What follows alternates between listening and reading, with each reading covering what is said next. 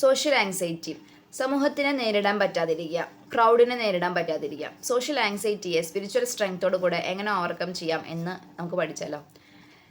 ദൈവമാണ് ലോകത്തെ ഭരിക്കുന്നത്, നമ്മുടെ മനസ്സിലതുണ്ടായിരിക്കണം. കാര്യങ്ങളെ, സമയത്തെ, ആളുകളെ ഒരു ചെസ് ബോർഡിലെ കരുക്കൾ എന്നതുപോലെ മാറ്റാൻ കഴിയുന്നവനാണ് എൻ്റെ ദൈവം. അപ്പം ഒരു കാലത്ത് മനുഷ്യരിലൂടെ എനിക്ക് തിന്മ വന്നിട്ടുണ്ടെങ്കിൽ മറ്റൊരു കാലത്ത് മനുഷ്യരിലൂടെ എനിക്ക് നന്മ വരാൻ ദൈവത്തിന് സാധിക്കും.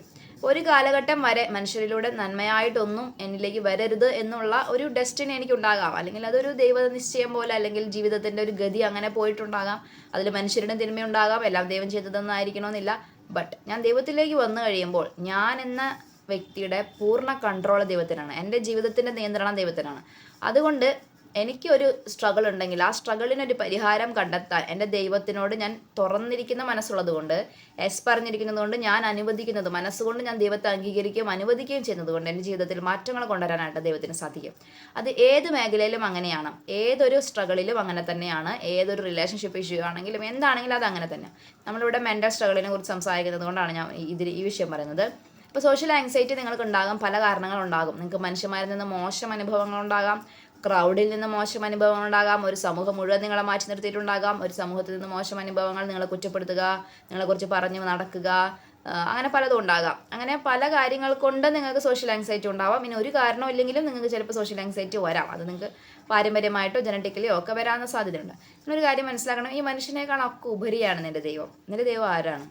പ്രപഞ്ചത്തെ ഭരിക്കുന്നവൻ. ഇതിലെ പുല്ലും പുൽച്ചെടിയും ഇലയും പുഴുവും ഒക്കെ ഉണ്ടാക്കിയിരുന്ന ദൈവമാണ്. അപ്പോൾ ഈ മനുഷ്യന്മാരുടെ കാര്യത്തിൽ ദൈവത്തിന് ഇടപെടാൻ പറ്റൂലേ? പറ്റും. അപ്പം നിങ്ങൾക്കും നിങ്ങൾ ഭയക്കുന്ന മനുഷ്യന്മാർക്കും ഇടയിൽ ദൈവം കുറച്ച് നല്ല മനുഷ്യന്മാരെ നിങ്ങളുടെ ജീവിതത്തിലേക്ക് അയക്കും. സോഷ്യൽ ആങ്സൈറ്റി ആയിട്ട് ഞാൻ ഏറ്റവും കൂടുതൽ ഫൈറ്റ് ചെയ്തിരുന്ന സമയത്താണ് ഒരു പുരോഹിതൻ എൻ്റെ ജീവിതത്തിൽ വളരെയധികം കരുണ കാണിക്കുന്നത്.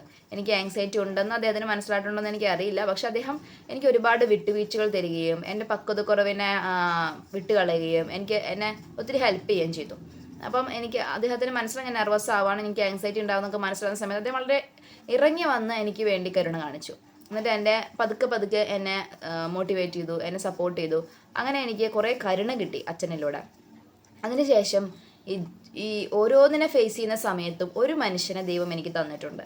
ഒരു ക്രൗഡിനെ ഫേസ് ചെയ്യുന്ന സമയത്ത് ആ ക്രൗഡിൽ എനിക്ക് പരിചയമുള്ള, എന്നോട് സ്നേഹമുള്ള, എന്നോടൊരു അനുഭാവമുള്ള ഒരു വ്യക്തി അവിടെ ഉണ്ടാവും. അപ്പുറത്ത് ക്രൗഡ് ഉണ്ടാവും, ഇപ്പുറത്ത് ഞാനുണ്ടാവും. എനിക്കും ഇവർക്കും ഈ ക്രൗഡിനും ഈ ഇതിനും ഇടയിൽ എനിക്ക് എന്നെ സ്നേഹിക്കുന്ന ഒരു വ്യക്തി ഉണ്ടാവും.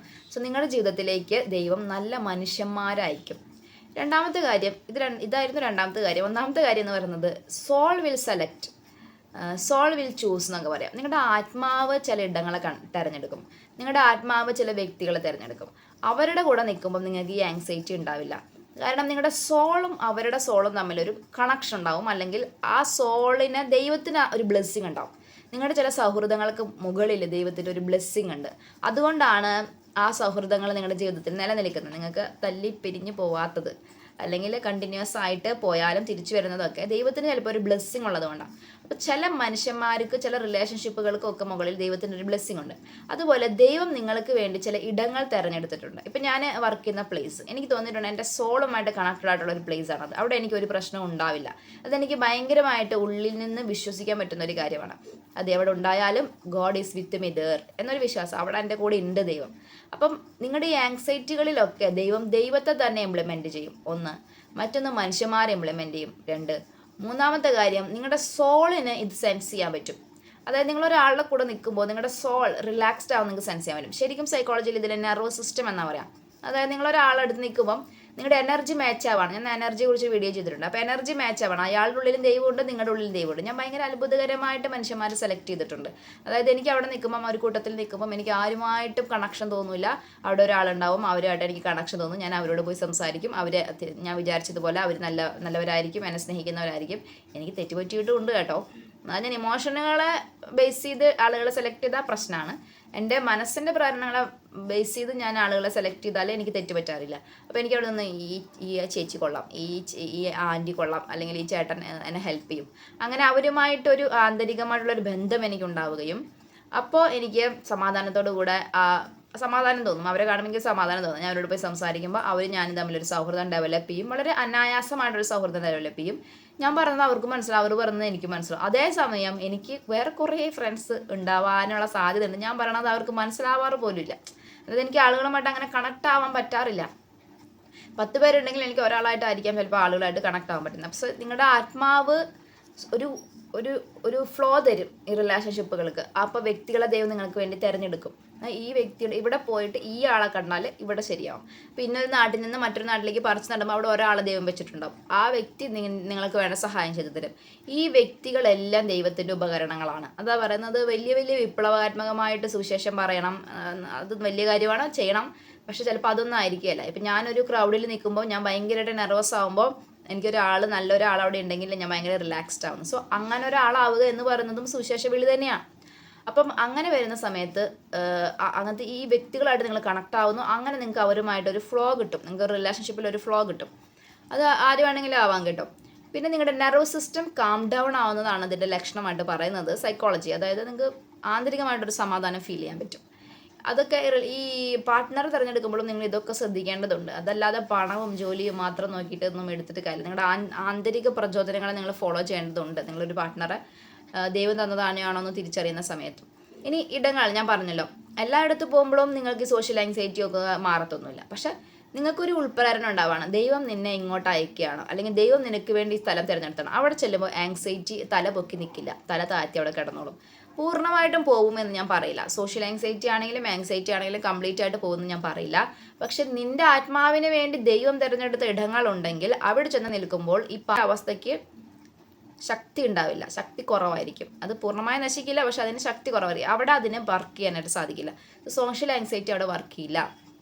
ഇനി ചിലതിനൊക്കെ നമ്മൾ ഫേസ് ചെയ്ത് കടന്നു പോകണം. 2026 തുടങ്ങിയപ്പം ഞാൻ ചെയ്ത വീഡിയോ ഞാൻ എടുത്ത് നോക്കുമായിരുന്നു. എന്താ ഞാൻ പറഞ്ഞത്, അന്ന് അപ്പത്തെ ഒരു ഉൾപ്രേരണയിൽ പറഞ്ഞതാണ്. അപ്പോൾ അതിനകത്ത് ഞാനൊരു ഫോർമേഷനെ കുറിച്ച് പറയുന്നുണ്ട്. അപ്പോൾ ദൈവം കൂടെയുണ്ട്, മാലാഖമാർ കൂടെയുണ്ട് എന്നൊക്കെ പറഞ്ഞുണ്ട്. കുറേ ദിവസം ഞാൻ ഒത്തിരി സ്ട്രഗിൾ ചെയ്യുകയും കരയുകയും എനിക്ക് പറ്റണില്ലപ്പാ എന്ന് പറയുകയൊക്കെ ചെയ്ത ഒരു സംഗതിയാണ് ഈ സോഷ്യൽ ആങ്സൈറ്റിയെ ഓവർകം ചെയ്യാം. അതായത് ദൈവം നമ്മളെ പുഷ് ചെയ്യണം, മനുഷ്യരെ കാണ്, മനുഷ്യരെ മീറ്റ് ചെയ്യുക, മനുഷ്യരുടെ ഇടയിൽ കൊണ്ട് നിർത്തും. എന്നിട്ട് എപ്പോഴും ഫെയർ ആയിട്ടുള്ള ഒരു കംഫർട്ടബിൾ ആയിട്ട് മാത്രമുള്ള അനുഭവങ്ങളൊന്നും തരുന്നില്ല. അപ്പോൾ നിങ്ങൾ ആളുകളുമായിട്ട് സംസാരിക്കുമ്പോൾ നിങ്ങൾക്ക് മനസ്സിലാവും, എല്ലാ മനുഷ്യന്മാരും നിങ്ങളെ സ്നേഹിക്കുന്നവരല്ല. കുറച്ച് പേര് നിങ്ങളുടെ മുമ്പിൽ നിന്ന് ചിരിക്കുന്നത് നിങ്ങളെ പറ്റിക്കാനും ചതിക്കാനും വേണ്ടിയാണ്. ഇങ്ങനെ മനുഷ്യന്മാർക്കിടയിലുള്ള ഒരു ചതുരംഗക്കളി, ആ മനുഷ്യന്മാർക്കിടയിലെ ടെക്നിക്കുകൾ നിങ്ങളെ പറഞ്ഞ് പഠിപ്പിക്കും. അപ്പോൾ ദൈവം നമ്മളെ അത് നിങ്ങളായിരിക്കുന്ന സമൂഹം അനുസരിച്ചാണ് കേട്ടോ. എനിക്ക് കുറേ സുഹൃത്തുക്കൾ കിട്ടി. ഞാൻ ഒരിക്കലും വിചാരിച്ചിട്ടില്ല ഇവരൊന്നുമായിട്ട് ഞാൻ സൗഹൃദത്തിലേക്ക് പോകുമെന്ന്.